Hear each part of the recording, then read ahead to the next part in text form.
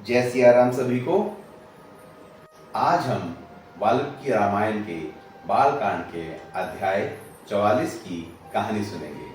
क्या आप जानते हैं कि माँ गंगा को भागीरथी क्यों बोला जाता है?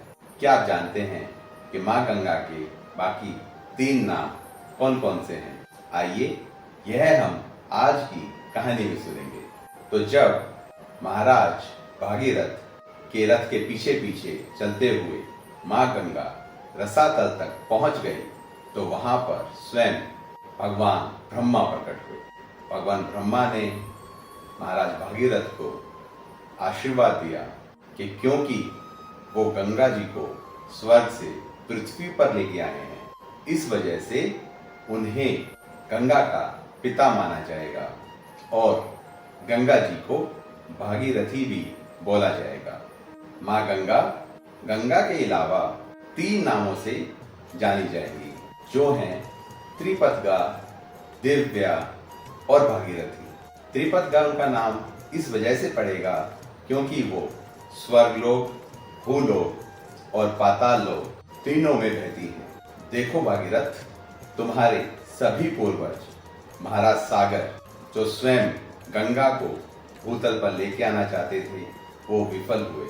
तुम्हारे दादाजी अंशुमन, उन्होंने घोर तपस्या की, परंतु वो भी माँ गंगा को पृथ्वी पर लाने में विफल हुए।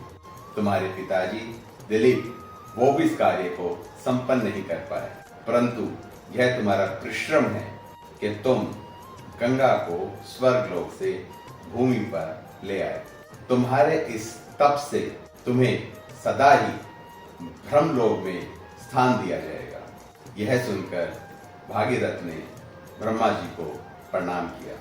उसके बाद ब्रह्मा जी ने भागीरथ से कहा कि इस गंगा में स्नान करने से सभी पाप धुल जाते हैं।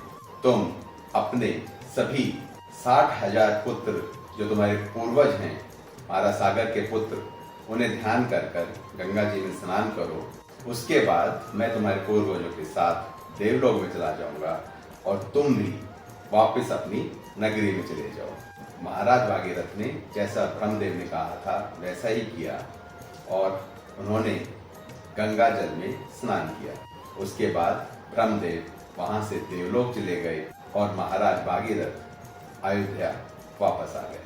और इस प्रकार महर्षि विश्वामित्र ने गंगा जी की कहानी राम जी, लक्ष्मण जी और वहां उपस्थित सभी साधु संतों को सुनाई और उन्हें कहा कि यह कहानी जो है, इसको सुनने मात्र से ही लोगों के सब पाप धुल जाते हैं जो मैंने तुम्हें सुनाई है।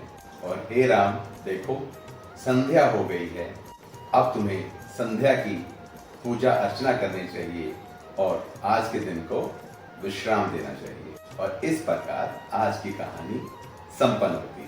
हम लोग आपके सबके सामने रोज वाल्मीकि रामायण की कहानियां लेकर आ रहे हैं और आप सबसे अनुरोध करते हैं कि आप हमारे पेज राम लखन यात्रा को फॉलो कीजिए, ज़्यादा से ज़्यादा लाइक कीजिए, ज़्यादा से ज़्यादा लोगों के साथ शेयर कीजिए, हमारी कहानियों पर कमेंट कीजिए ताकि हमारी कहानियाँ सभी जन तक पहुँच सके।